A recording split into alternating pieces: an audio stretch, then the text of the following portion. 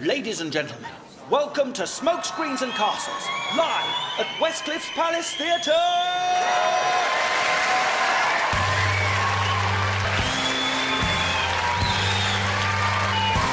Now, welcome to the stage. It's Russell Kane!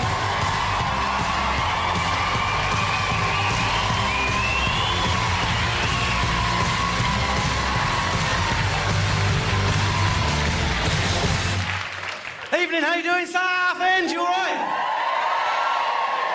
The people from Southend, give me a cheer. Is it Westcliff people, give me a cheer? Yes, we don't cheer, it's rather bass, we find it. And so people from outside the area, give me a cheer. Shit, all the local references, fuck, cut the script. What's that paving stone all about on the corner? I don't know, mate. I don't know, I'm not from your country. It did not really relate to me, but I found it quite funny. He did a Nigerian accent. Panic, I'm not sure if we're safe. Panic, panic. Cover me in copies of The Guardian. He did a racial accent. Cover me. I thought you were going to be artistic. It's an Edinburgh show. Heckling with a quail's egg. He's clearly a chav. Heckle him. Heckle him. Here's a tomato. That's sunblush, you pikey motherfucker. Take it in the face. Oh, my God. How young are you? Jesus. How old are you, young man? 16. You lying fucker. Look at that. Someone just shout, go on, Tyler. You finally found out who your fucking dad is. Well, wait, that's my fucking boy. She don't even remember it. She was behind a skip with a Zambuca. She don't even remember it. How far away is the dad sat? Look at the alpha off in the distance. How old are you really? No, it doesn't matter. It's over 14, so you don't need to hide your age. How old are you? I'm 16. You lying fucker! Shall we test it? Voldemort shat himself. Shat himself. That's how you tell. I've come here to have fun, not think about... Object of weeds come out. If you mention Hermione, I'll fuck you up, yeah? I'll take you down. Is that your mum you're with, though? Oh, yes. No, don't suckle. That's terrible. I didn't want to wean him off because I enjoyed it. It's been such a mixed year. Having to rediscover life as a single man. Can you believe that? I'm single again. And I know. Oh, yes, panto. Why not? It's the right stage for it. I know. It's horrible because there's all these pressures to go out on... You have to go out dating, don't you, to recover. When you go on a date, man, just go out on a date and recover. All the Essex blokes, if I was in your fucking position, yeah. Fucking stand up with all the fucking... Yeah, I'll fucking kick them all in a van. I won't take them all out. Right? So Essex, I'm actually a bit disabled from how fucking Essex I am. I'm so full of rape and hatred, I can't fucking move.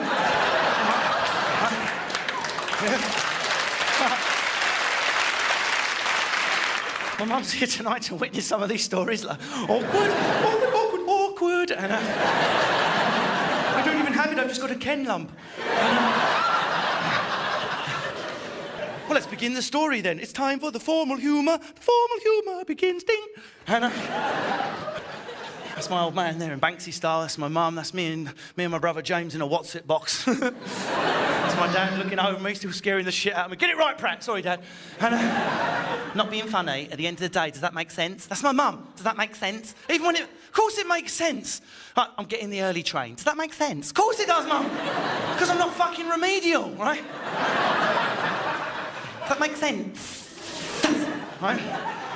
Why have I got a castle on the stage? Because that was the nickname of my home from the neighbours. Now, of course, this is an Essex story. I live in Essex. My dad's from Leeds. But when he got my mum up the duff, she was over the border in Hertfordshire. We get a council house. Fine. Who grew up in a council house? Give me a cheer. Quite different to a council flat. Quite different, right? Because it's end of terrace. And then Thatcher passes a law that says the white working class cash-in-hand male, if he likes, if he so chooses, can buy his own fucking gaff, wallet, crunch, right? And that's what my dad does. Immediately alienating him from other true chav neighbours. Look at that, too fucking good for the street now, are they?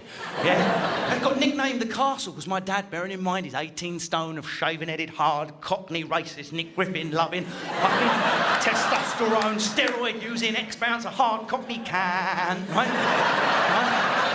Takes the JCB round the side, built an extension. That's when the nickname begins, the fucking castle. 3 bedrooms, we went up to the castle, look at it. And then the thing that made completely excluded by the neighbours was when my dad took the JCB down the side, dug a 21-foot long ditch in our back garden, 6 foot one end, 5 foot the other, and sunk what into the garden of our former council home?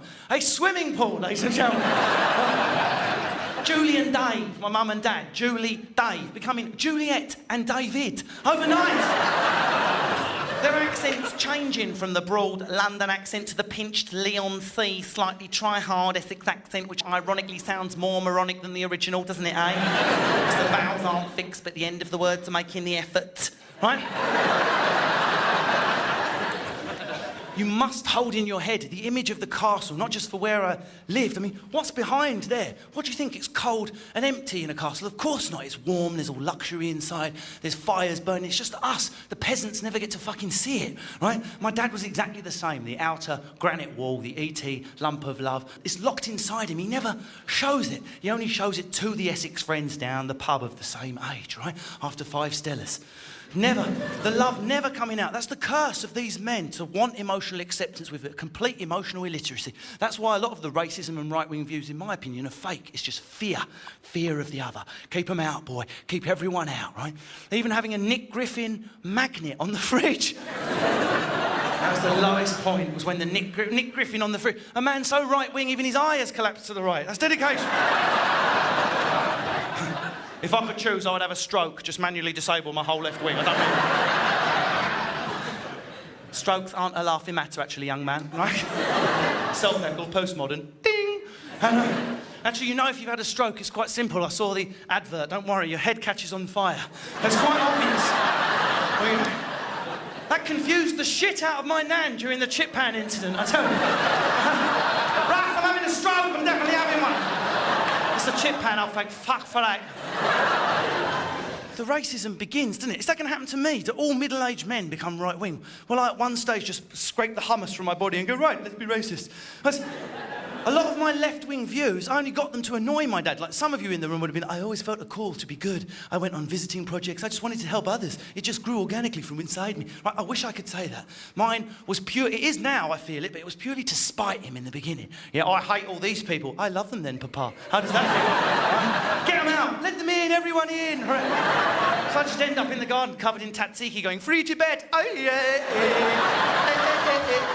Free Tibet. But now I'm lefty. Now I am. So we clash over everything. The Nick Griffin magnet. I'm not racist, boy, because he sees himself on these programmes, having the piss taken out of him by me, right? He gets the name of the programmes wrong. I know you do it on purpose, middle-aged men, just to annoy your sons, yeah? When you're on that mock out of 10 Apollos, boy, right? Why'd you make out? Why? 3-syllable Essex, why? Why? Why'd you make out? I'm racist, right? Well, some of the things I'm not racist, but, right? That's the danger of it, right? Nothing very good normally follows that comma, does it, Westcliff, right? I'm not racist, but. That's like saying I'm not a rapist, but. Get in the van, get in it. This is the latest one, isn't it? Why'd you make out I'm racist? I'm not. It's what my dad says. All I want to do is have a sensible discussion about immigration, yeah?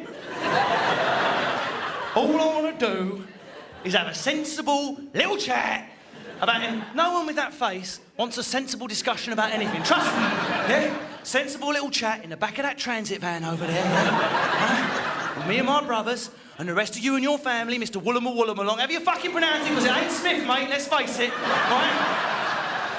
A little chat about immigration. Listen, I am very left-wing because the things I've experienced, I can't stand homophobia, I can't stand racism, but I love democracy. I love the fact there are people in this room now thinking, but I am like that. I'm not saying you're wrong. I'm just saying I disagree with you.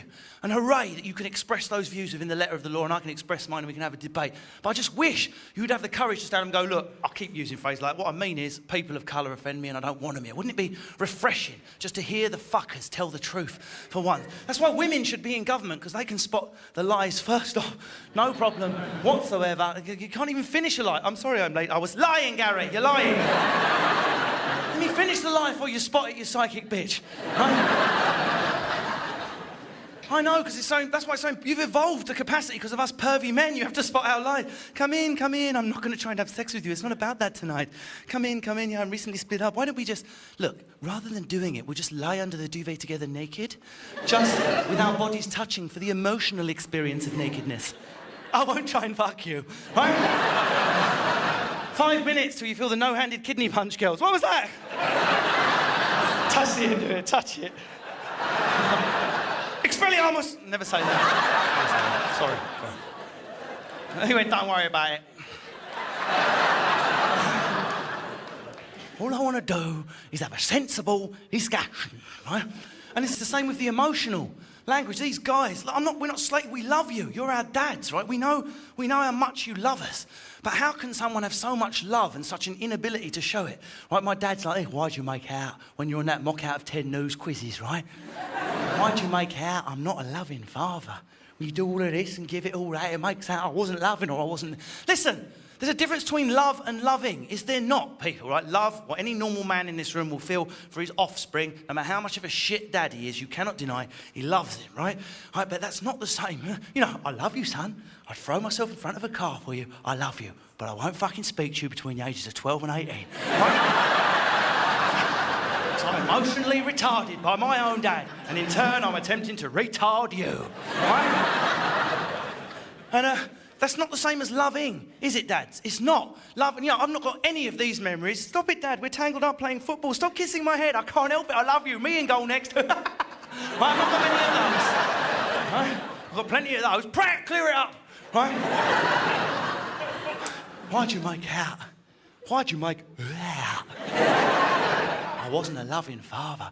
As pathetic as it is, guys, I got excited because I'd never seen him like it.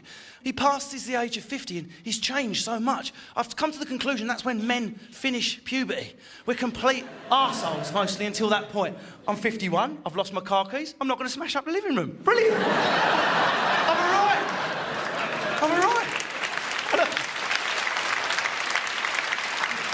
Oh, look.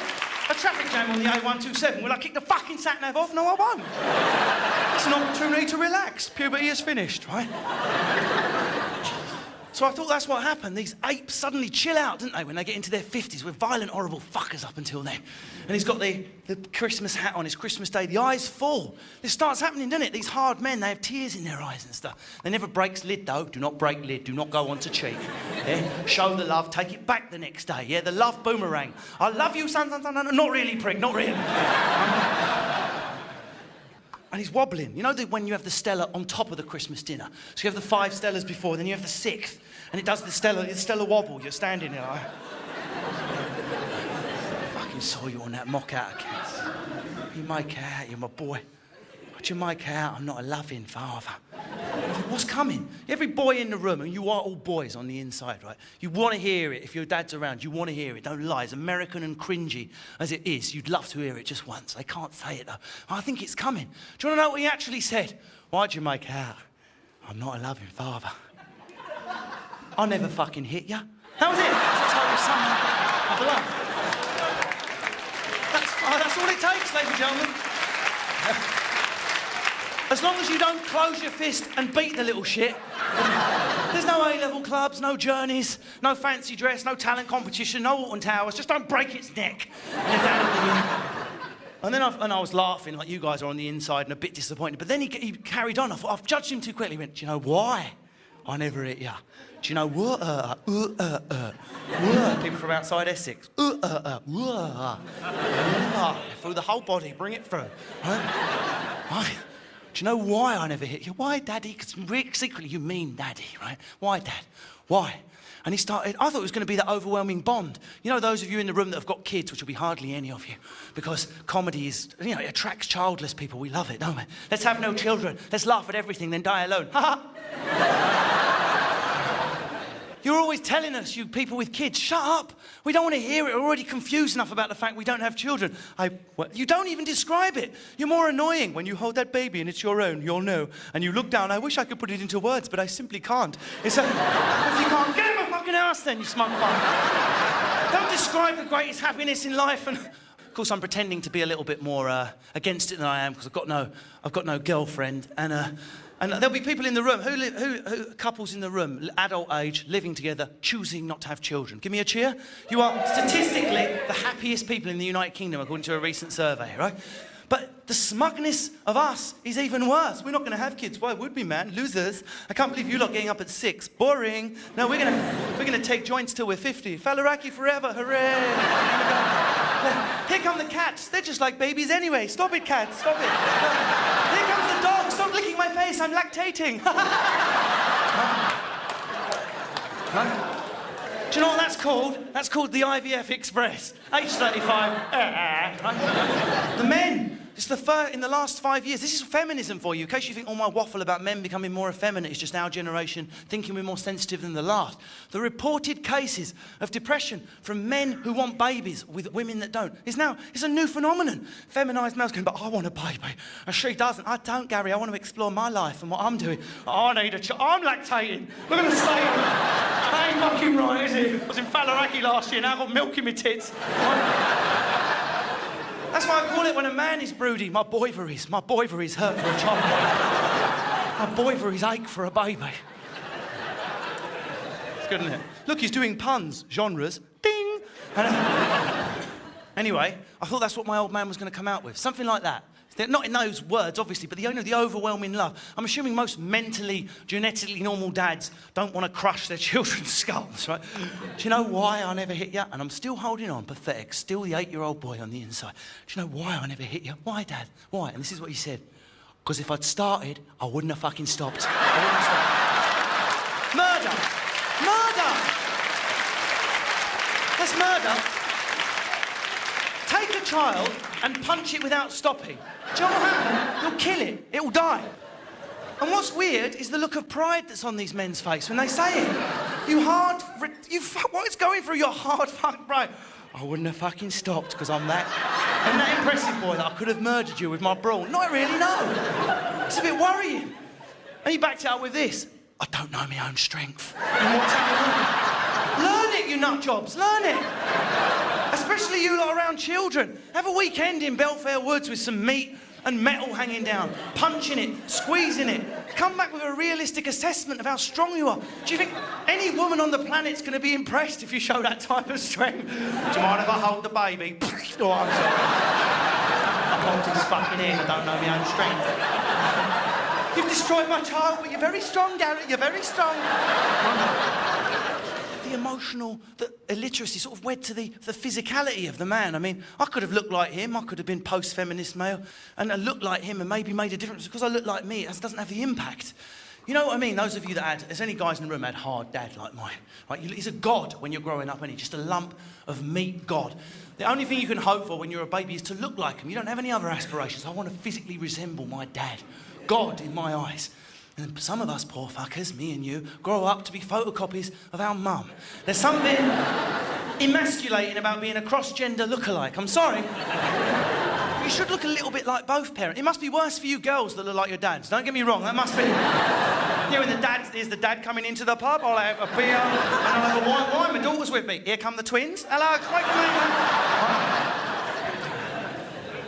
So I don't have any of my dad's 6 foot, 18 stone, steroid using, muscle, rippling, curly, fair hair, blue eyes. I got the dark hair of my mum. My dad, when his hair eventually drops out, not 1 ripple, not 2 ripple, but 3 ripples of meat between head and neck. That's right, an Essex triple ripple. Look at the fucking state of that. Yeah? Want me to carry a brick? Stick it in my triple ripple. No fucking problem, boy. Take it over there.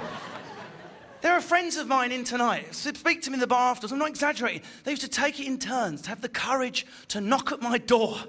So imposing and terrifying was my dad. Even the man's urine used to scare me as a child. Do you remember the first time you see that horrible dark yellow dad wee that's been left in the night? Just left there. Dad up to the toilet, naked. Discharge urine, retreat, leave, display for sun. What is it? Orange. Almost orange. With a film on it, with a film of oil. How manly. Maybe a seagull in it. Ah! There's me with my clear stream of water. Papa, I'm in the performing arts. I love them. Imagine that, mate. It's the only thing which trumps his racism is his homophobia. Please don't let my son be one of those. Please, God, please. I'll do anything. I'll trade my old disability for that. I really would. I'm always looking for evidence of my manliness. Always. That's right, boy. Get a trade. I think I'm going to read a Penguin Classic. Is that a biscuit? No. Get a trade, boy. Work with your hands. That's what men do. No, Papa, I don't wish to. Fucking hell, Julie is one of them. That's my mum. Then once, he went into my room like this. He went, I've just been up, boy. I'm very happy. I know you're taking your DT project really seriously because I just found a soldering iron in your room. Doing a bit of fucking metal work, just like, no, Papa, that's my GHD ceramic. Get out, get out! Filthy. Hands have been on me. Everything about him, brutally manly. Even his answer phone message. That's what we do. We talk less as we get older, guys. Make the most of it now. 17 to 25-year-olds, because men's happiness is testosterone related. Testosterone depletes along with hair, bones, eyes, and happiness. Heading towards the chair of piss in the corner. 30s, 40s, 50s, 60s, unexplained heart attack, death. Right? And then the women suddenly come into their own again. Hooray, he's dead. How will I cope without him? Oh my God. He sapped my confidence for 30 years. How will I ever get over it? Didn't even get a driving license because he said I'd be shit and I didn't get out of the house. Doesn't matter. My dad's answer phone message is just his name. Just his freaking name. I wouldn't even know how to do this, you miserable old fuckers. Just have the computer. Don't just have your name there. Listen to this lad here, Tyler. I mean, your answer phone message will be full of jokes and japes because you're a young man. This is Tyler. Leave a message after the tone. Boop. That wasn't the tone. That was technically a biatch. Tranky butt. Boop. Oh my God. I'm so random. I better say Badger for no reason. Badger. I didn't even know why I said it. Random. Let's go to university, right? And some of you guys in your 20s and 30s now, and in your 40s, you just put a little comedy lift in at the end, didn't you? They're just the traces of the personality you once had. Hey, this is Scott. Leave a message. Ding. Like just a little bit of just a little lift. You hang on to the last cells before you become a true miserable fuck for the rest of your life. Right? And now my dad's answer phone message is now just his name, right? He even has the computer lady from Orange. She gets you ready to leave your message, right? You know the one that was in a different mood when she recorded every number, that woman? 07450 351 that one. Right.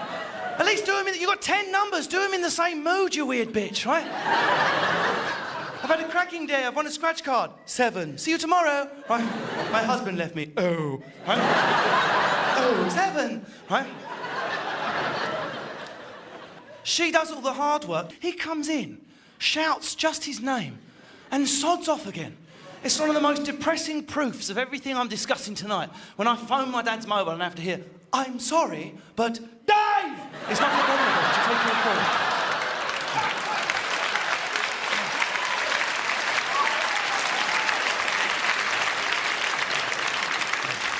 There's the first car. I don't know if your old man's around, Tyler. It's a rarity these days. 1 in 3. No, 1 in 3 dads aren't around. That's just the fucking fact of it. It's sad. But there are advantages to the fucker not being around. Trust me. You have to perform comedy to get rid of your mental illnesses like me. Anyone who's 17 in a room, give me a cheer. Loads of you, and any of those blokes, because you're the ones that are going to have the problem, right? Because you're about to choose your first car, right? Now, I don't even care if you've been working since the age of 14 in a Saturday job and saved up every penny for yourself, right, to pay for that car. If the alpha male is around, just let him buy it. Have no input. Don't even comment. Everything will be a test, right? Because whatever you buy, whatever you choose, will be pile of shit, death trap, waste of money. My dad said when he saw my Vauxhall Corsa, right, he walked up to it and went, "You'll die in that." And walked up. Told him, "You'll die in it." Even managing to be racist about cars. WTF, right? He said, "Do not bring Jap crap onto my driveway. I will not repair Crapanese. I will not repair Crapanese shit." Because he's got his man's vehicles, isn't he? The white van, the Transit full of tools, Schwarfiger, rivets, yeah? Spanners. What's the difference between a Phillips and a slot? I don't know, Papa. Get out of my house is one of them. Right? Slot Phillips. Got the white van, powered by diesel, of course. What else would it be powered by? Diesel is the fuel of men. And then eventually, after years of manual labour, hard work and saving, he gets the dream car, the black diesel, automatic Mercedes, right? What, bought on credit? Don't be ridiculous. Rely on no one. Save for years until all pleasure is removed from the future purchase. Only then are you ready to buy the thing and fucking hate it because you had to save for it. You broke me, right? That diesel, of course, it even sounds like diesel, my dad. I bet if my mum has any sex toys, they're probably powered by diesel. That'll go for hours, Julie. We'll burn no fuel. And even he sounds like when he's formulating his next right-wing thought. The police go home, right? And I choose the car that's caused the biggest arguments ever, the Toyota Prius. The Toyota Prius. Look at the intake of breath from some of the Garys and Daves in the room, yeah? Fucking waste of money, load of shit. Right? What harm am I doing anyone? You can be as angry as you like about green taxes if you don't believe in climate change. Fair play, you've got a point. I'm doing no one any harm if I want to waste my money on a half-electric, half-petrol car and drive to the airport 5 times a year, fly to Australia. But look, I'm going home in my hybrid, right? At worst, I'm a hypocrite, but the anger it draws from my dad. Why do you want to drive that shit, boy? You're a comedian. You can have anything you want for the birds and impress them. And you drive a car. It's not only is it half petrol, right? That alone is Glee box set enough, right? Yeah? But it's half electric. The noise it used to make when I drove off from Sunday lunch, even that would have been, see you next week for Sunday lunch, Papa. That's my fucking boy in there. That's my boy in there. Yeah? Why don't you have Liza Minnelli hanging out the exhaust? Get it over with. Are there any Prius drivers in the room? Any? Look, no, they won't put their hands up. I can't. Just think of the planet and the energy I'd be using. Like, stop the car. Look, a daisy grows. Look. Wait, here's a tram. Suckle from me. Suckle from me. And I crashed it. I'm surprised the insurance isn't free on the Toyota Prius. We're so boring. Just drive on, you won't crash. It's impossible. I did. 70 miles an hour. Bang. If I'd not had my Belkin rubber sheath on my iPhone, I might not be here. Right? And I was on the hard shoulder. Called my mum straight away. You're right, Russ. Let us know you're okay. You call me when you get to casualty. You call me the next. Nothing from my dad. Nothing. Not even a text message. Right? Maybe he couldn't manage it with primordial stumps. Why do men of this age just stop texting? Why? What's wrong with you? It's because we can't spell. Right? Right? Dreading turning up in courtesy car. The courtesy car was a purple Nissan Micra. This did not help me. If he wants to think it, I just play to it now. I dropped my keys. Sorry, Daddy. And right? Nothing. And do you know the weirdest thing of all, guy? He was waiting at the front of the property garage. He's waiting like that. He was waiting to greet me. He didn't know what time exactly I was arriving. Those of you that grew up with a dad like mine, if you are now an adult, count, you will need one hand the amount of times the alpha comes out of the nest to greet you upon arrival. Does not happen. Mum comes out, you must go inside to seek out the alpha, in study or garden or office, often with his silverback facing you as you approach like that. You have to chuck a poo to show his dominant.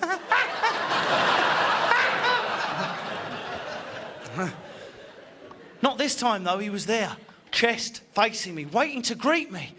Yeah, and I'm like, this is bad, because it was mock love. I could see the smile on his face. He'd pre-prepared what he wanted to say. He'd probably been thinking about it since Thursday, right? And it's Sunday, and I got out of the car. Hi, Dad, just turn that techno off. Oh, my God. Woo! He was in this sort of, like Boise Superman position, like that.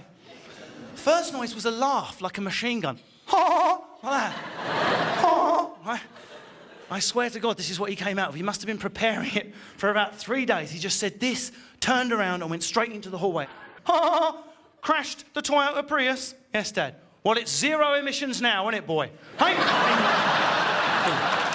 Brilliant. Went abroad to Australia. I got to fly first class for the first time, right? It's unbelievable, guys. Anyone flown first or business? It's better than you can freaking imagine. And there's an unlimited buffet. That's the thing that shocked me when I've walked in. Tray of unlimited food, a table of it, like that. It's just What's the thought of most people in this room when you see a buffet? And I'm not talking about Iceland prawn rings here, right? I'm talking, this is champagne, caviar, this is the works, first class, as much as you can get down you. Everyone in this room is thinking, nick it, fill the pockets. Right? But you can't. You're about to get on a plane. My old man, Dad's trained me, and James, my brother, he trained us on all-you-can-eat Chinese. We were trained on it. Because of my energy levels, I've always been able to eat a freakish amount of food. And I've always looked young for my age. So when I was 12, I was tiny, but I could eat a man's meal.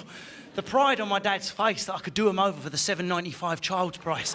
Right? He used to make me stretch in the garden. Stretch, boy. Fucking stretch. I'll show that prick children's prices. We'll do them right over. Look at that, here comes the prawn crackers. No, thank you, mate. We're not fucking idiots. No, thank you.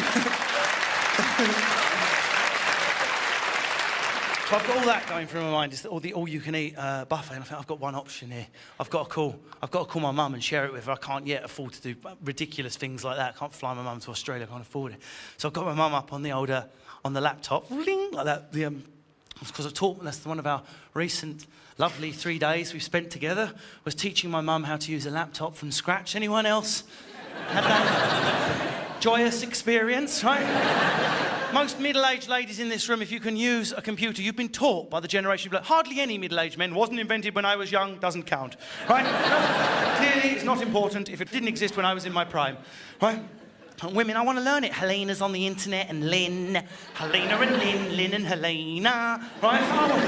I want to learn it, right? And so I bought my mum a laptop. She cried with happiness because it was main present. Main present. I can't believe you got me a laptop. And listen, I'm not a violent man at all, Harry, right? I'm a gentle, silly human being. It's why I've got into theatre. However, those 3 days where I stay alone to teach mum laptop through on-button, internet, Facebook, Twitter, as she still calls it, Twitter. Right? It's the closest I've ever come to closing my fist, right? And unleashing a punch so powerful into the side of someone's head. You know, so that it detaches without any blood, like in a kung fu movie. Ding, ding. Still with the same expression on her face. What does a space bar put into a document? Space, bitch! What did you think it was, a semicolon kicking the torso afterwards? So I did it. I'm in first class. I'm fine. Taught my mum how to use Skype. She's on the old Skype and everything. Get me on Skype, Russ, or Skype, she calls it. Get me on the Skype, right? Open it up. And there's my mum, but with her eye right against the webcam. Russ! Like I'm in it. Like I'm in it. Someone shrunk my son. He's in there. He's tiny. Like I was a little computer man. Mommy, help me. Mommy. I've become data, Mommy. Back up, Mum, back up. And she backed away from it. You know, like when a rainforest villager has seen a tractor for the first time, like that.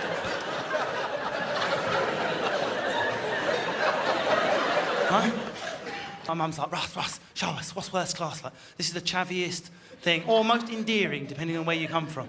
I didn't know how to put it into words, so with everyone else from first class looking on at a table they'd barely noticed, I just flipped my computer around and Skyped the entire buffet to my mum. Go back, Russ, go back. Go back. She's like, go back. Elaine, get over here. The fucker has got unlimited salmon. Unlimited. Like I said before, I know I'm all lefty, it's all a bit cosy, and there's those of you that read the Daily Mail would like to beat me up out with it outside after the gig, right? I want to stand up for your rights. Can someone please explain to me, though, why someone who's quite right-wing, or racist, as my dad is, naturally disbelieves climate change, right? There is no link whatsoever between hating brown and black people and not being into recycling. If you must be racist, but put a bit of recycling out. We're all on the same. You could literally be in the middle of a lynching with your white hood and a crossbow and you actually go, do you mind if we delay the hanging? I've just got to go down the bottle bank. Just wait there, right? If anything, you would think that recycling appealed to the racist mind. Tin in one bag, paper in another bag, card in a separate bag. Yeah? Everything in its different groups. Yeah. Off to the incinerator and Then there's the garage. There's a sociology of garages, isn't there? What's it like in Westcliff and Southend? Parking is horrible, isn't it? Bit of off-street. They've got a fucking off-street, haven't they? Got off-street and a garage. Off-street and a garage, boy. Right? There's the middle-class garage, plenty of space, isn't it? Oh, look how wide it is. You can park the car, you can come back down past the lawnmower, close it with a button, in through the hallway, past achievements of son, achievements of daughter, into the kitchen, relax by the Argo. You've got all afternoon, right? No problem. There's the working-class garage like we had here, where you've got to fucking lock yourself inside it, pull the bit of blue string down that's been there for about 10 years, with the black bell end on the end of it. Like, I'm pretty sure you're not allowed to say black bell end. Say what you like, motherfucker! Okay, all right. Don't know what that character was, let's leave it. And you're trapped inside your own garage. Anyone have that garage where you're trapped inside? You've got to do the Irish dance. Remember, part of these men, they want you to scratch their car. They fantasize about you scratching it. Please, let me find a rusty scratch that he's done on it, please, God. Right?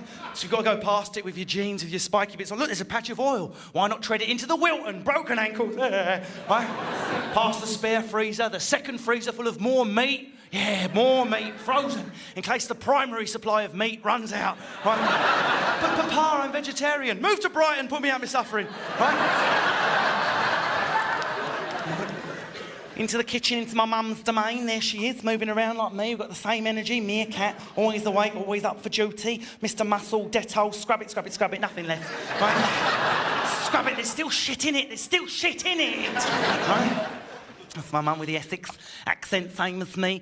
Quite precise. A lot of us will have it in this room. It's an uncomfortable part of the show for us, and we realise, because we think we speak a bit better than everyone else than that. Right? It's a castle accent. If you know the way Essex words fall, the reason we're perceived as so unfriendly, it's quite an unfriendly accent. There's words with walls around. Unlike the London accent, which is open, quite rolling, inviting everyone in, not finishing words, very rarely get to the end of my sentence. Right? Essex people have moved out. The London accent, different to the Essex accent, the London accent's the only accent in the United Kingdom that becomes friendlier the more it's shouted. Do you know what I mean? There are any cockneys in, any proper cockneys, the louder it gets, the fucking friendlier I sound, yeah? Any other accent, Welsh, rolling, mellifluous, honey-like, friendly, musical, wonderful, fits with the speaker, right? But the moment it's shouted, incredibly threatening, right? Same with the Glaswegian accent, see what you like about it, it can actually be quite trustworthy, like he's a mate when he's speaking, but he gets angry, you don't fucking hear that. Any accent, except the London accent, which when shouted, even with an aggressive face, is friendly. You feel like I'm about to wheel on a tray of bargains, like, start watching them. I will nick it back for you in the car park, though. Right? But the flip side is also true. If an accent is friendly, the London accent is friendly with an aggressive face while shouting, the reverse is also true. The moment it becomes polite, or a little bit friendly, and then fucking menacing, yeah? Okay? Why don't you come in, mate? Yeah? But we can slag all of these accents off. At least they fit together, unlike our accent. Even the posh accent. I know most of us find it offensive. It's traces of privilege. It's very unfriendly. The vowels are tight. The consonants are tight. My body language is tight. I don't know you. You don't know me. Clean my house. Go back to Poland. All that. But at least it adds up. How does the Essex accent add up? We've moved out to the estuary, a little bit more money, right? Building walls around our stuff, walls around our opinions, blue, blue, blue, blue, blue, local council. Build a wall around it, build a wall around our words, each word falling like a breeze block. But where most of us come from a background where we didn't have much education, the generation above, we're left with the traces of moronic vowels in our voices. Moronic, which means we're cursed to sound like total fucking idiots, but mean it with clear elocution, right? All of the vowels, we've got all of them. Every vowel is in Essex. Do you want a Sambuca? Do you want a Sambuca, Kellen? We're stolen from Wales. Any Welsh people in? We've got your vowels. We stole them in Essex. We're running out. Quickly, we need some more vowels. Go across the bridge. Take your £5.50, you prick. Into Cardiff. See you later. They're just left in Wales going...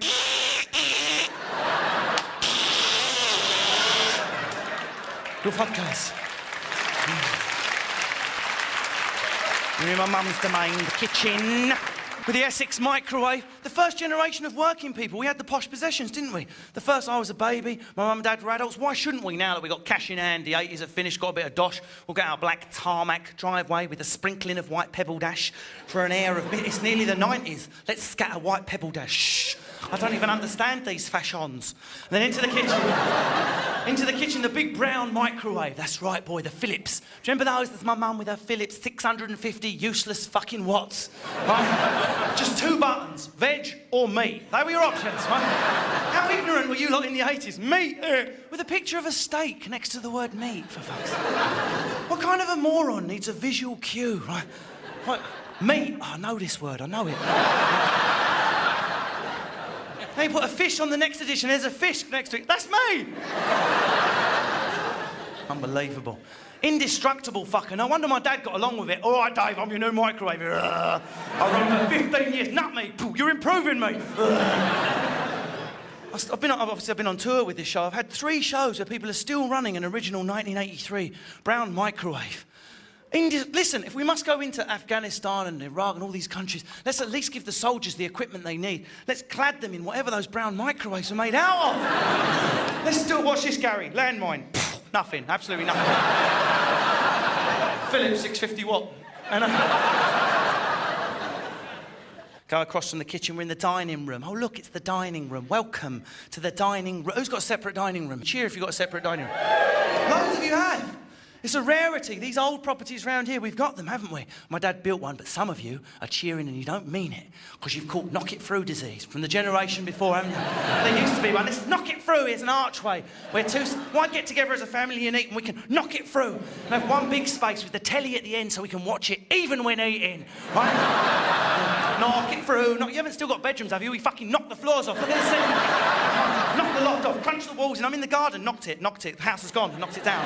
Knocked it. I can see Kent. A bit rainy, but I can see Kent. Knocked the lot. Knocked down. And that's my mum's ideal home. Why would you want an old house when you can have a new build? Oh, Russ, a new build, just covered in Dettol and cellophane, right? No, why would you want character? It smells, right? That would be our ideal house, just a giant magnolia cube with her in the corner going like that. There was one IKEA halogen spotlight, so powerful that it burns your corneas out your skull when you look at it. 5 Glade plugins in every wall. 5, so that you even, if you even so much as sniff their coniferous freshness, your nose bleeds from how clean it is, Russ. It hurts how clean it is. Bleach in your eyes. I keep doing this because I've watched too much Black Swan. It's affected me. Has anyone who's seen that? Black Swan, give me a cheer. Mostly girls, isn't it? It's the girls, all the block guys either. Oh, why would I go and watch a load of fucking shit? Well, ballet, wankers giving it this and that. Girls, how wrong were the guys not to go? And how glad were you that the pervy fucker wasn't next to you when you saw it? Because let me tell you, Natalie Portman's in it. Give me a cushion, I'll be right in a minute. Give me a cushion, please. And, Natalie Portman's in it. And it's one of the most brilliantly dark, surreal, erotic, terrifying, just fucking great movie. It's got everything, and the sex stuff is unbelievable, right? It's the type of movie, guys, that you'll want to adapt the popcorn box before you go. Trust me, adapt it, that's all I'm saying. Scott, are these a bit saltier than normal? Yeah, I can't explain it. They changed flavour during the lesbian scene, and weird that. Giving a zombie's fingernails. You ever given a girl zombie's fingernails? Spongy hands. And never do that. Girls don't find it attractive. Learn the hard way. That's another thing. For those of you that have not seen it, Gary, Dave, and Gary in the front row, right? This is what. Have you seen it? Of course you fucking are. Right? The girls that have seen it, how good? The best scene in the whole... But the story is this, of the Swan Lake, the ballet, right? But the lead person in Swan Lake, the Swan Queen, she has to play both the white swan and the black swan. 2 parts, 1 actress. And she's being taught by a man so manly, I'm surprised he doesn't have testicles instead of feet. I spunk out my head. Just a throbbing phallus of manliness, right? He's like, you will never be the Swan Queen because you cannot be both the black and the white swan. And Natalie Portman's like, please let me be. She's all vulnerable and gothy and fuck it. And please let me be the white swan and the black swan. You're perfect for the white swan. Perfect casting. Vulnerable, fragile, sexually pure. Perfect casting. But you could never be the black swan, for she is evil, salacious, and full of sexual power. How can I learn to be the black swan? And this is what he says. Get ready, Garrett. He went, you have one chance to become the black swan. I have a homework assignment for you. Go home. Touch yourself. You want to fucking see it now, don't you, eh? I want to see it now. So don't leave it to the imagination, trust me. If they ever remake the British version of that, I'm going to demand they use an Essex cast for that. Go on, Donna, give it. I'm trying, Gary. I am trying. Have you had your Sambucas? I've had 5 of them. It ain't making no difference. Did you light them first? I lit them, blew them out, downed them, and I'm still not dancing. All right, I've got an idea. What? Now listen, come here, babe, come here. Don't overreact. I've got a little suggestion, right? Hear me out. Let me finish it, right? Go home. Have a bit of a strum, right? Wait there. Right? Have a bit of a bang on it, right? Come back tomorrow, we'll have another look, right? And the next day, Gary, look at the state of me, it fucking worked. I went at it like a sewing machine in a power surge, and now look at me. Yeah, because girls do it as well. Mindfuck. And, even mother.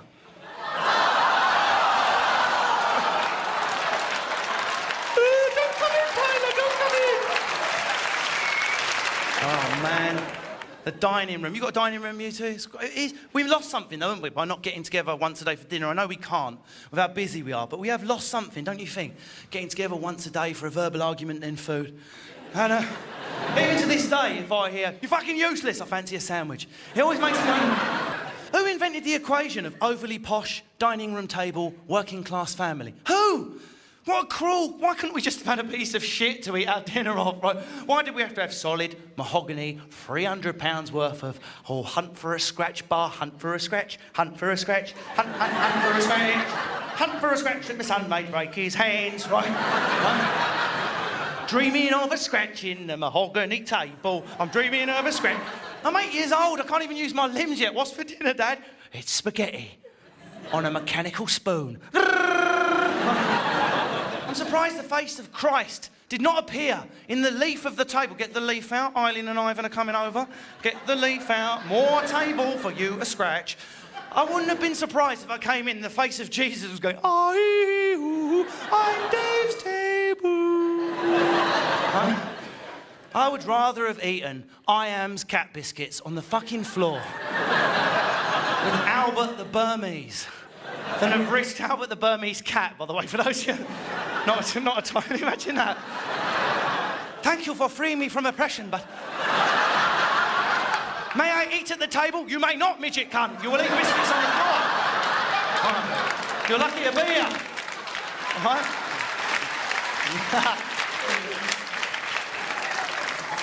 My nan's the head of that side of the family. There's 2 types of family, isn't there? There's castle, and this is not class-related for once. There's castle family, like that, with walls and keeping everything in. And then there's open family, right? Open family, sometimes the poorer family, innit? Because they don't care about the material. That's my mum's side of the family. Yes, some of us are on disability benefit. Some of us don't have the same dads, but who cares? Because when the shit hits the fan, we're there for each other. Love is the gel, right? And then there's the castle family. My dads do not give in to anyone. Make your own wealth, even your own brother. If he asks you or anything, is a ponce. You make your own wealth in a world. I'm sorry, I've done this on my own. Close the walls, die alone, rule Britannia, right? And on my dad's castle family, my mum's non-castle, led by my nan. That's my nan, my beautiful, glorious nan. I wish, there's a few people I wish were here today to see this, and she's one of them. She should be here. My nan's only 39 years old when I was born, for Christ's sake. It's a young nan. Look at the maths going through the head of the posh people. 39, that doesn't work out. How does she do her gap year? Why does he exaggerate? Why? Go on, Olivia, it's time for your gap year. I'll go to Africa, brown person, photo, and home again. Poverty's so boring, I'm going to go to Oxbridge now, mummy. But my nan was 39. We're a family of young breeders. I've bucked the trend. They are. My mum was a kid when she had me, my nan was a kid when she had my mum, blah, blah, blah. But my nan, of course, though, isn't here because she had the embassy filter bottle of vodka disease, yeah? Not embassy filter. You can get through 60 a day, much shorter, quicker route to cancer, yeah? Yeah? Bottle of vodka, drink it every day. Well, she did survive amazingly.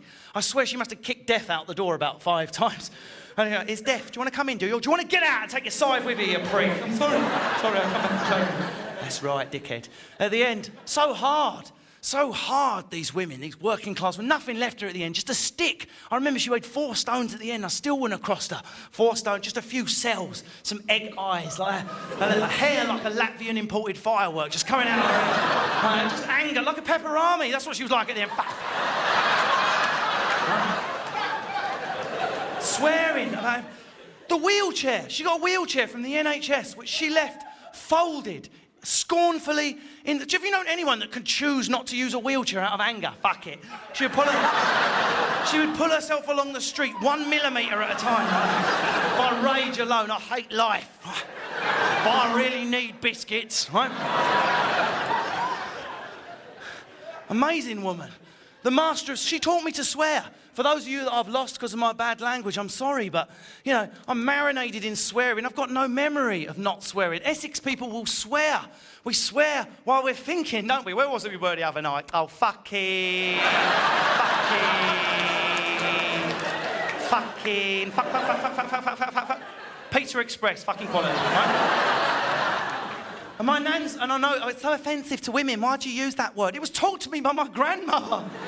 The master of the C word, the ninja. Women, you should reclaim it the way racist words have been reclaimed by people of colour. Reclaim it and use it the way my nan did. The C word, this, everything was the C word. Not just dropping the C bomb. Anyone can do that. It's not creative and it's not clever, right? But it was the creative conjugations. She blew my mind when I was 12, when she conjugated the C word in the present participle. I'd never heard anything like it. Get my cunting slippers. That's right.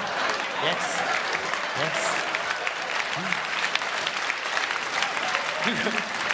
The joy when you realise you can put ing on the end of it.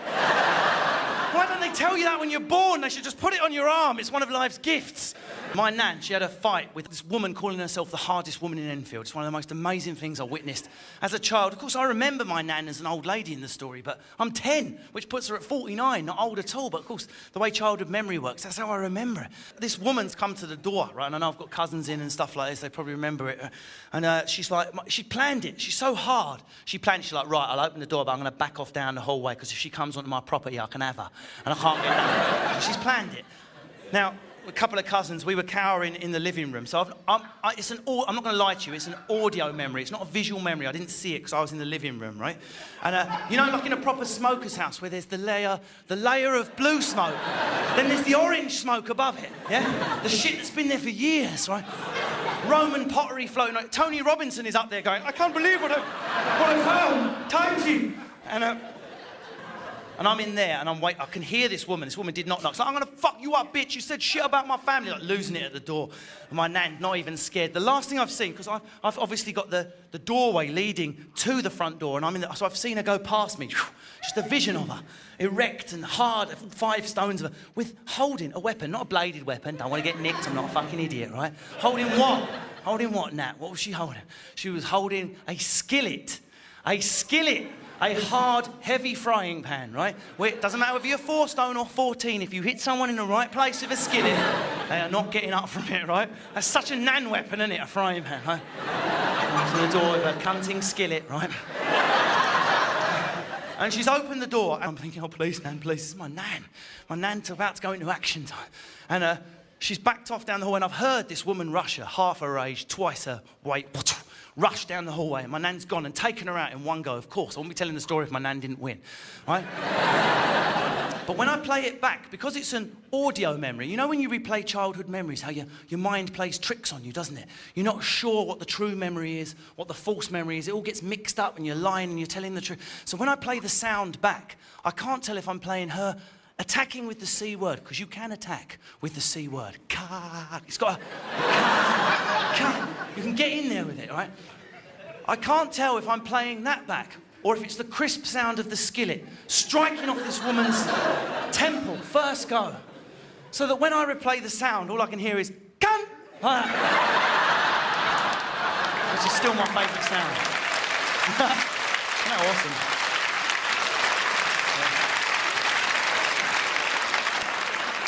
Yeah. My nan talked about everything as well. Talk about sex, talk about religion, talk about drugs. Drugs weren't hidden at my nan's house, right? Some of you, I'm not going to go much further than that. We've got some friends in the room and she was a cool nan's to hang out at, right? But what it did was, some of you now looking judgmentally, is it took away the mystery of all that shit quicker. Whereas the British model is a castle model. Suppress, suppress, prevent, prevent, that'll get rid of. Of course it won't. That's not how the British mind works. The more you push us at one end, up we come at the other. And the same with our young people. That's my dad. If I ever smell any of that Jamaican shit in my fucking house, I just want to smoke the biggest joint ever rolled in humanity, just to piss him off, do you know what I mean? But my nan was like, I don't want you to take it, but tell me what you've taken, we'll have a discussion about it, you have a cup of tea, wallet, right? The same with sex as well. She's the only person I've ever been able to speak about openly, apart from strangers in an audience. In my personal life, no sex education. Did you have any sex education, Tyler, at school? Honestly, and how late was it? It's too fucking late. You knew everything, mate. You knew it, right? My mum, did your mum attempt anything? I'd drop and run from my mum, book from the library, dropped in the room, run off, never discuss it with her. Drop and run, right? Drop and run. Don't discuss it with me, Tyler, don't look at me, right? That is why, just to bring the tone or the mood down, that's why we've got the highest teenage pregnancy in Europe. It used to be Western Europe when I did this routine. We've now got more girls between 11 and 16 getting up the duff than anywhere else in Europe. In Essex, to be precise. To be even more precise, Harlow, right? If you have a little girl and you live in Harlow, she has more chance of getting pregnant there than in a war-torn former Yugoslavian state, right?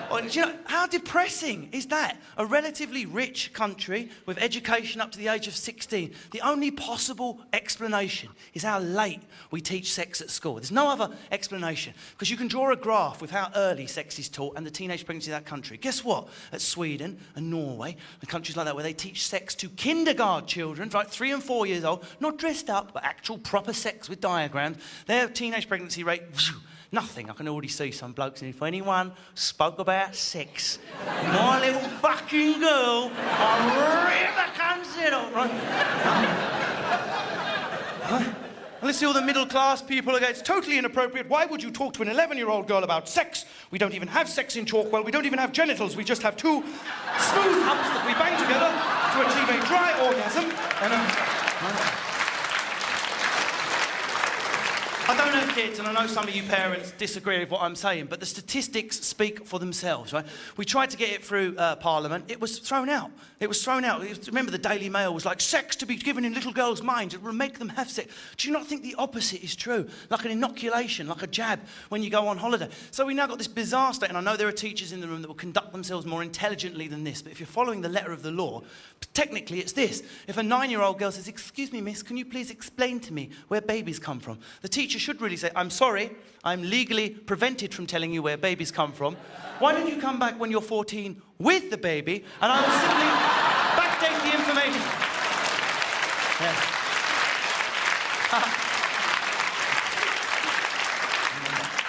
My old aggressive nan and my dad, my loving dads, all that love. How can all that love be mixed up with all that sadness? You men in the room working hard jobs, you'll die 10 to 15 years before the posh fuckers because you've worked so hard. What a horrible statistical fact. You lifting, nail knocking, lagging. That's what my dad does, putting lagging on the outside of pipes, in boiler rooms, fiberglass, asbestos. We'll peg it earlier. Why work then? Out of love, out of the need to provide some drive, some primal drive for material wealth and love for the offspring. Brilliant. Then why, as you hand over that plasticky piece of tat I've been begging for since October, or the school shoes that I need, why do you have to provide the little cancerous bit of sadness with it at the same time? Constantly reminding us how shit it was for you at an equivalent stage. I've got a visual imagination. There we are, boy. Take your toys. Remember, I rock back and forth with nothing. And in some way you can't understand, it's your fault, right? Christmas brings out the worst in these men with their fucking Christmas. I never even had a dad. That's their favourite, isn't it? I never even had a dad. I never even had a dad. Never had a dad. I never had a dad. I knew you were lucky you are. I never even had. How many times I wanted to go, you lucky bastard. Right? Coming into the bedroom one Christmas, there I am. The reason this one, my poor old mum, sticks in my head more than ever, this is the nan on the other side who, of course, died nice and young from an horrible disease just to add to the guilt and misery. Right? Always he'd find me on Christmas hat skew with the 6 Stella is in the chamber. Time to find the sun, to put a tragic image of my childhood. I'm surrounded by piles and piles of spoilt bastard plastic. I'm full of turkey and trifle. I'm in bliss, but I also cursed with a visual imagination and can't bear to think of that little blonde boy in pain or alone when he was a kid. I hate thinking of my dad as a boy being hurt. It's a horrible thought. And he'd always find me out, he'd come in and he'd go, you got all your toys you want, have you, boy? Yeah. Good, I'm glad you're happy. This one sticks in my head because it's so surreal, the image, and the angle he delivered it at. I'm glad you're happy at Christmas. He went out diagonally like that. As though to fully penetrate my inner emotional core with an arrow, right? And he was sort of like a phantom in the half-light of the hall. I knew it was coming. I'm 10 years old. He went, I'm glad you're happy, boy, but I want you to know one thing. I was 7 the first time I tried an egg. And then went out. A powdered egg memory out of nowhere. So pouring out. This was another one of his. The first time I tried a fizzy drink, I fucking cried. The one thing that made him happy, was it football? Of course it wasn't. Was it rugby? Was it son's surprising academic achievement, given the Brimsdown and level of MDMA, IB for action, right? Was it any of that? There's only one substance that drew together father and son. One event, curry, the Akash Potter's Bar. The only time I ever saw a smile on that man's face, yeah? It's the only thing he's passionate about. Is Bangladeshi cuisine. Fucking curry, boy. I've got not a single Alton Towers story. I don't have a football practice story. I don't have a school play story. I don't have a Disney World story. I've got loads of brilliant stories about the Akash, though. 10th birthday, new job, bad week, takeaway from the Akash, right? He cried when it closed. Cried full, fat tears right down over his silver fur on his back, down to his primordial fists. Curry, different man. Different man. Takeaway, bad week, takeaway from the Akash. Good week, into the Akash. Cried when it closed. The Akash is closed, boy.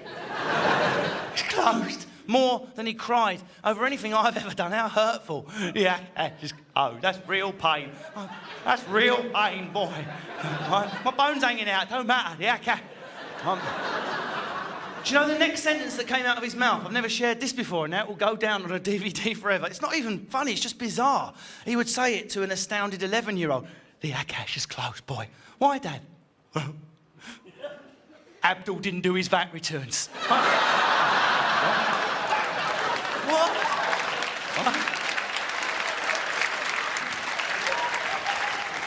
Every meal started with an argument. We got no religion. It's very rare to find religious families these days. You religious families, you're saying grace before dinner, aren't you? Thank you, God, for this food we're about to receive. Right? But we don't. What's replaced grace in the working class family? Bit of a row before we eat, yeah? Bit of a row, slag each other off, damage your son's confidence, and eat. Now, and on this particular... This is the closing story, by the way, for I can see a lot of the men getting very wriggly in their seats. It's so sad. We should be able to have 2 hours of comedy, but of course the maximum is 1 hour and 15, 1 hour and 20 for most men. There'll be a lot of men in the room, right, couldn't give a shit how this show ended. If the lights went out now, they'd be like, thank fuck, right? Because I've had half a thimble of Kronenberg, right? There'll be some guys who looked at how long's he been on. 20 minutes, he's going to be on another hour. I'm fucked. I don't care how the show ends. You could turn into a dove at the end. You could transfigure into a dove and go through the roof while the face of Christ appears in that wall. I couldn't give a shit. If you don't shut your noisy Lego-haired mouth, right, I'm going to piss in my fucking seat, right? All of the girls, you're not worried, are you? Do 3 hours, Russ, I'm fine. I've had 5 pints of wine, but I'm a woman, so my bladder's absolutely fine. Hooray! You just do 1 power piss at the end. Break the basin in half.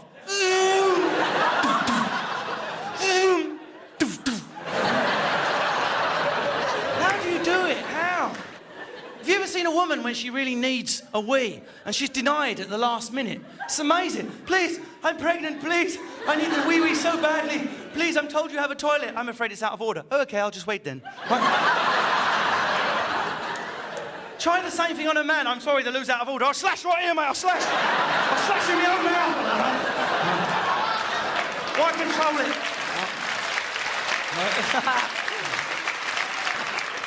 My dad is a hero. The whole story is a homage to him. I love it.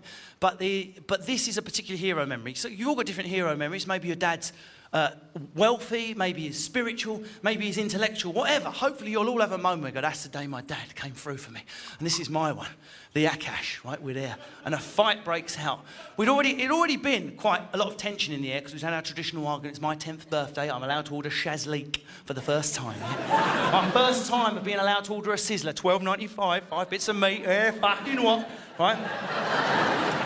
The sizzler. Who loves the sizzler when they're out for a curry, yeah? You can hear it. It's the only dish where it's being served in the kitchen and you already know it's coming.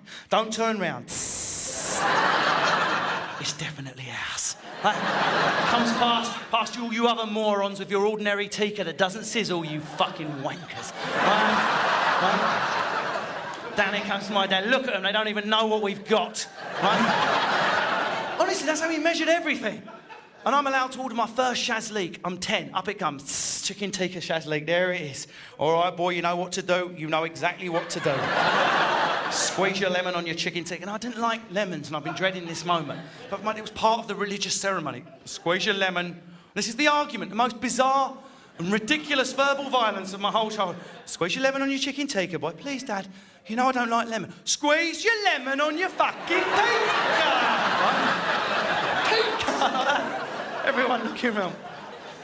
And then we settled in. I'm eating chicken tikka, I've got my poppadoms. I associate it with complete safety and happiness, right? I know it might seem pathetic to some of you, but I genuinely do. And then this fight kicks off. A fight in the Akash, right? These kids, right, I say, but 19-year-old, big, muscly fuckers, lighting serviettes and throwing them into the air and letting them burn out, right? Till they fall down. Now, it's up there, so it's what I fucking did when I was in my prime. Now, most of you are thinking it's not affecting your table. Let Abdul deal with it. Let the manager... Make sure that the manager is called Abdul of your Indian restaurant. Don't just... That can sound a bit racist if you just use that name for an Indian. Abdul, I recommend.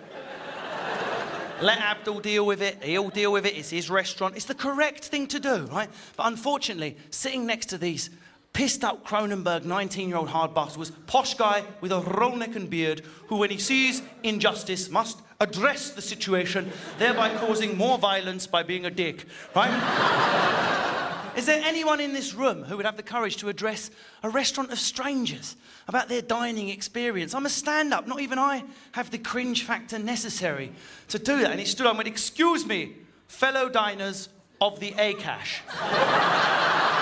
Not Akash, Akash. Show knowledge of Latin. Show it, right? Fellow diners of the Akash.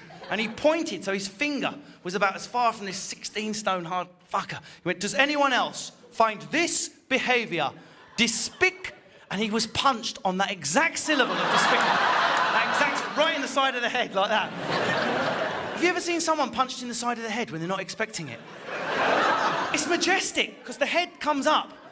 And they make the effort at consciousness, but they fail at the last minute. "I'm fine." "No, I'm gone. Sorry." But unfortunately for this kid, the posh guy had fat, posh sons with him. And they've stood up. Middle-class people, you can tell if you're middle-class because you approach from the side. "I'm sorry, you really are annoying me at the moment. And there'll be trouble, I'll use my specialist attack." Side attack. Side attack. Huh? Working class people, attack from the front. Like that. "Look at my organs. Want to try and stab my organs, mate?" Right? And it's kicked off. Proper violent fight, really quickly. Punches thrown, chemical weapon, black pepper, Expelliarmus, right? My little brother, James there, and the smaller guy in the what's it box, right? James has got out along with my mum and my great-nan, who was there for my 10th birthday. Remember, is anyone else like me where the great-nan became more like the nan due to the fact your nan was so young? Anyone? Great-nan is the grandma. She's the curly silver hair, the buggy-pushing, storing reedy. She dies when you're about 19, 20. Normal grand behaviour, unlike my real nan, who's still at it down a nightclub getting done behind a skip. Right? She's still partying. She partied till the end, right? So Connie, great-gran, or grandma as they called her, one grandma, she got out just as before the door got blocked with the violence. James is out, thank God. James is like, yeah, from the violence. I'm crying, I'm terrified, and just me and Dad left in the corner of the bench. I will never forget the warmth of his bicep against my chest. It sounds a bit of a sentimental memory, but it's an amazing one for me. There it is across me, the first time ever, some sort of affection, some sort of primal connection between father and son. Just leave it, let Abdul call the old Bill, don't watch, boy. He'll be like, he used to be a doorman, so he knew he's judging the fight, right? Then, one of them, the smallest one, a little shit, looked about 17, 18, has smashed a glass. And he's walking in behind one of the posh kids, so he's going to glass him in the side of the neck from here. And you know when a weapon comes out at a party or a fight, when a knife or a glass, the atmosphere sort of tightens, isn't it? It sort of zooms in. Everything's stilled. And he's walking towards him like that. And that's when my old man's kicked in. The ex-bouncer, the bodybuilder, he's just risen, just swollen. Swollen out of the seat like a wheat crunchy left in a toilet. Right?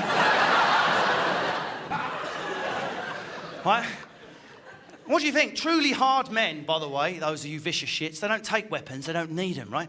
But this is the man's faith in Bangladeshi cuisine. He's picked up the only thing which could roughly be construed as a weapon, which is the still sizzling black Koran.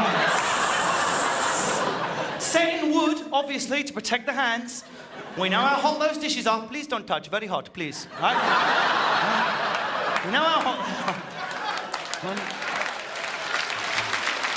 Please don't touch my dish. I'm very hot right now. Don't touch my dish. I'm so hot, baby. Right. R&B, why not? And by the way, I checked on Wikipedia. That's the maximum time I can do that accent. Relax. And he's gone in, waving it like that. Everyone stopped. So now it's just the little shit with the weapon. And my dad, 18 stone of pure man, right, with a triple ripple, walking in, waving it like that. Think how hot that metal is. Medieval Tudor peasant branding black metal. Right? He's gone in with, and the peppers and onions in there like a little infantry, just showing you, it's fucking hot in here, mate. I used to be a pepper. I used to be a fucking pepper. You want to look like this, though? I don't think so, cunt. Right? He's walked in, like that, and this kid's just looking at him. It's about as big as my old man's areola, at best. And I'm crying, but I'm at that terror crying. When you're a kid, you know when you're crying but scared when you're a kid, so the tears are rolling but you're not making any noise. And he's got the smoke like that, and he went, now,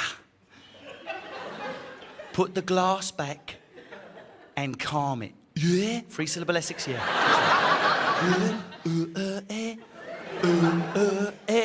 Yeah, all right? And for outside Essex, you want to do it at home, that's how you do it, right? Yeah, bring it up from the chest and out. Put the glass back and calm it. Yeah, right? Now, I'd never seen anyone answer my old man back. Not any of my friends, not my brother, not my mum. In a car accident, when 2 cars came out, my dad's fault, smashed in. They took one look at my dad and went, it's only my wing, I'll repair it in my garage. See you later. Right? He's that type of man, right? And I just thought, well, this is a no-brainer. And I couldn't believe what came out of the little shit's mouth. He took one look at my dad, looked him up and down. Such is the power of Cronenberg. I don't know what they did in 1664, but they got violence. He took my dad up and down, he went, put the chicken tikka down, old man. Mouth open. Huh? You could see my old man, it hit him like that, the rudeness of it. He was affronted as much by the offence to his masculinity as the slight inaccuracy of the description. You could see it bothering him. You could see it playing on his fucking mind, right? This is a sizzler, it ain't no fucking tikka, right? You could see it bothering him. These are the words, more or less, that came out of the man's mouth. He even did a kung fu look before he responded, he did.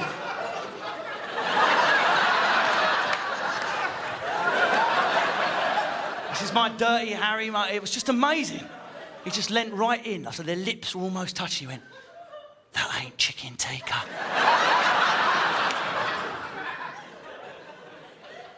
That's a shazlik.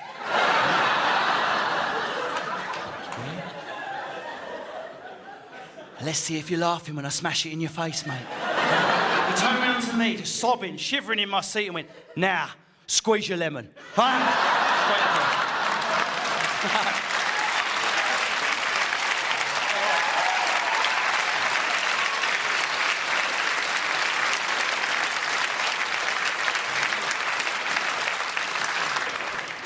Who spotted that I kept correcting my tense when I talked about my dad? Did anyone spot that? I kept going from was to is, does, right? He should be sat up there, of course he should, right? But he's not there. Why is he not there? Well, I didn't take Columbo to try and work out what I'm telling you, yeah? The sad truth of this fucking story, right, is that he will never see this show. He'll never know a DVD was made. And that's it, I'm drifting into my dad's voice now. What a sick, fucked up way to close the show, right? That's it, boy, keep him laughing, because the next bit's not particularly funny. You can clear off your little piss-taking driveway. Turn off your plasma in the knock-it-through dining room. Put the He-Man in its original packaging. You sell that on eBay in 2008, get some money for it. When Mum's done grieving me, you move her to a new build in Cheshunt with a carpenter from Woodford called Danny. That's who that is, right? Happens to be a nice bloke, comes to see the show, Mum begins a new life. After the funeral, right, where bizarrely I'm cremated to the music of Barry White while your heart breaks in fucking two and you don't cry a tear because you're trying to be strong for James, right? You take the white Transit, you and Uncle Tony sell that in Auto Trader. You drive the black diesel automatic Mercedes back to the dealership. You trade it in. You can't even believe you're driving your dad's car. You dismantle the gym at the bottom of the garden that I worked out in right till the end. You give the tools away at a car boot sale. You give everything away. Everything gets filed. It disappears like a concentric fucking ripple in a brook. It all goes. You even, finally in 2010, grow the balls to give the stories about me away and then tell the truth at the end. Well done, you. All I ask is one last thing. Now and again, have a little knock on those castle bricks, yeah?